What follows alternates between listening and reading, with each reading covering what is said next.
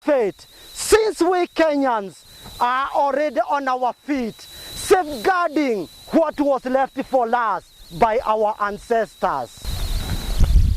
Fellow Kenyans, I need your prayers more than anything else. Our founding father, Mzee Jomo Kenyatta, sacrificed his own life and happiness to set free a nation whose population was barely 20 million people.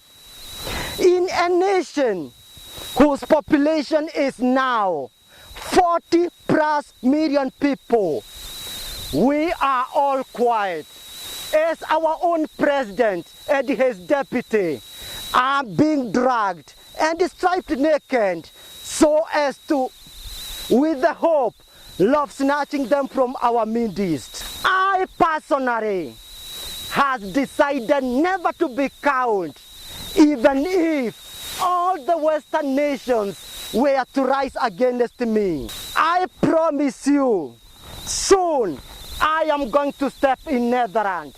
No matter the reception there, I promise you, I am going to be back with the two Kenyan suspects in whom we have entrusted our lives and the survival of our motherland. Dear Kenyans, as I have said severally, as a nation, we have come from so far together, but there are some issues you need to be reminded. We have never accepted each other as brothers and sisters. We are sons and daughters of a humble nation called Kenya. But we have never realized what Kenya means to us. Kenya is the heart of Africa. Kenya is the heart of all the nations in the world. You try to hurt our motherland and see how much troubled Africa will be. You try to kill our Kenya and see how much pain the entire world is going to be in. The fact remains, we Kenyans have never been proud of our own motherland. When we fought in 2007, what signals were we sending to the people who always watch at us as if we are their God? We have denied Kenya the respect it deserves, to the extent that even our neighboring nations are no longer giving us the respect we deserve, as it was when Kenyatta was the father of the nation. If we don't respect our motherland, who else do we expect to respect our beloved nation? If you would like to know what a humble Kenya means, you try to hurt our black soil, I mean your own brother, and see how much pain and agony the entire world is going to experience. After the 2007 elections, we rose against each other. We killed even the young children who never took part in the voting process. The elderly who could not have defended themselves were not spared. Those who voted for us, we ordered their killing. Little we forgot that it was not the end of the elections. Come 2013, our hypocrite politicians came knocking for my vote. Yet, you ordered the killing of my little sons and daughters.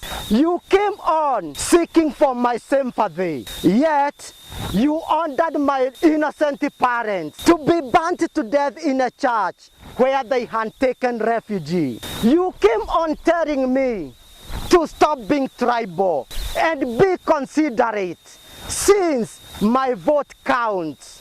Yet, after the 2007 elections, you never sought my opinion and advice. You people, I mean our politicians, they have taught me something, that whenever elections are held, and behind our backs.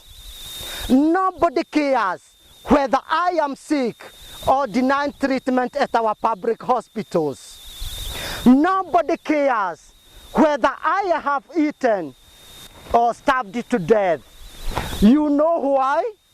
Simply because our politicians need me in time of their dire need. And this proves how selfish and greedy they are compared to the rest in the world. My brothers and sisters, as you remember me in your humble prayers, do not forget the 3 Kenyans who are being tried at the ICC. Let us come together as warriors of our motherland and challenge Madam Fatou Bensouda to state clearly which force was Uhuru Kenyatta serving when he is reported to have shot victims to death. Was he the commissioner of police, a police constable, an army officer, or the Minister for Internal Security? The International Criminal Court can seek all the avenues to fool the entire world, but not we Kenyans, since we are above that challenge, where the ICC is behaving to be both the prosecutor and the witness. For sure, every Kenyan is proud of this son of Jomo and his brother Samoia Arap Ruto. The two reflect the real image of a modern Kenya, where every woman has claimed responsibility over the parental bondage for the two. They are our brothers since they were born in our midst. The ICC and the European nations, not forgetting the US, who are totally against the two being appointed to the highest office in land, must be assured we are ready to use our teeth and nails in their protection. To our mothers, Uhuru and Ruto are the pillars of their right. To our fathers, the two are the hope of their survival. And to us, being the firstborns in our families, they are our stepping stones and the ladder which we must use to face our challenging future. If Mzee Jomo Kenyatta was to rise from the dead, only to find we Kenyans being as quiet, as coward, as his own son is being blamed, accused, and tried for the crime he never committed, what explanation would we give? Yet, he left behind a nation where all men and women were warriors and heroes being guided by the spirit of togetherness.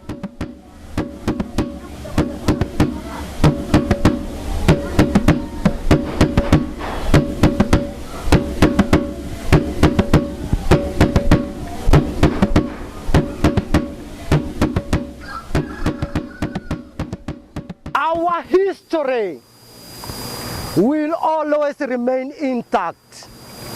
We never wrote about our past, but the war we had fought and conquered gave us the pride and the feeling of where we had come from. Our pride and freedom give us the price, give us the estimated price of the blood we shed and the lives we lost. The war to freedom never started yesterday. It was championed by our ancestors and forefathers. The freedom we attained is no longer being felt among us. The legal war between Kenya and the ICC is on. Justice is the only thing we need to be done. And until the 3 Kenyans are granted their freedom, right to freedom for us, we Kenyans is being denied. And unless misguided, the war blood in us is not at ease. My dear countrymen, time has come for us to stand by the innocence of the three Kenyans whose image and dignity is being tainted. Their integrity is above the cooked charges being framed on them. If we stand as a united nation, let our God guide us. Then let us demonstrate their innocence, bearing in mind that we have never lost any war leveled on us. Our commitment to the building of this nation has been our communal duty. The issue of the ICC must be brought to our feet and avoid the shame of being crucified as the entire world celebrates to the downfall of the Kenyan Empire. Our sacrifice to the success of our dear nation is now inevitable. We need not to feel the pain of sacrificing our courage, energy, and intelligence if the candor that was raised by our founding father, Mzee Jomo Kenyatta, will continue burning at the top of Mount Kenya. The flag that always reminds us about our responsibility must be safeguarded to the spirit of brotherhood.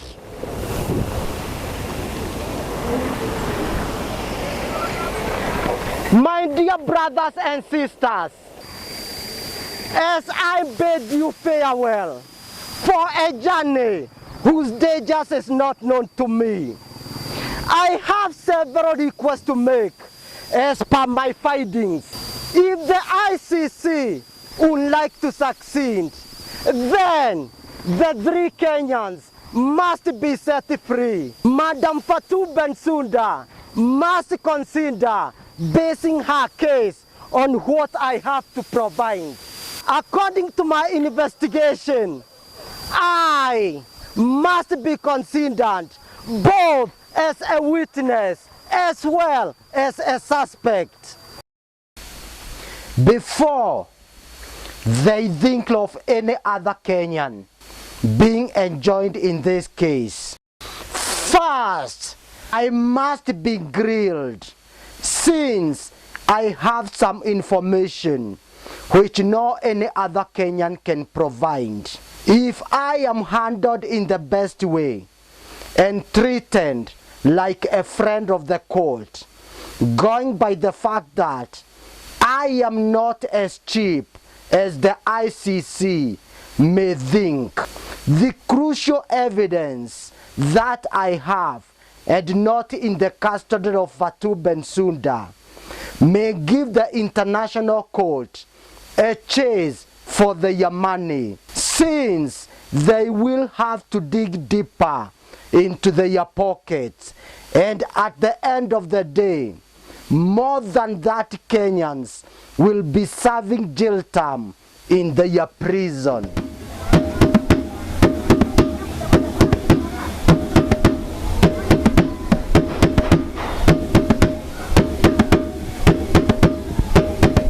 Soon, the ICC goes through my files, and as satisfied, the evidence has what it takes to put someone behind the bars. Then they must call upon Mr. Moi Kibaki and Mr. Raila Odinga to visit Hague and give their testimony what they were doing when Kenyans rose against each other. The ICC should note that some Kenyans called for mass action, something that saw hooligans taking to the streets, destroying property, looting and stoning to death whoever they came across. If Mr. Ocampo was as determined and serious as I am, the Kenyan case in Hague so far needs to be a cross chapter. According to my investigation, our pastors have a story to narrate. And after finalizing with the two former principals, our clergymen must be invited to tell their side of the story. Our churches have for long been turned into platforms of politics. These people first need to be caned before being hanged. When the post-election violence took place, some openly called for Christians to stand and revenge, with others promising to support financially. I pity them. Why? Simply because instead of standing by the ones in the Bible, majority of our pastors are always found in the meat, in the soup, and in the bones, leaving we Christians not only surprised but also confused. The media houses in Kenya must equally be held responsible for the violence that rocked the nation. Some openly supported one side of political parties, giving the other side a dark covering. They gave headlines that suggested that Kenya was at war and will never be at peace anymore, and that everybody must rise up to protect their respective tribes. They posted pictures which portrayed that there was no reliable government in Kenya, and that some tribes had sworn to finish others.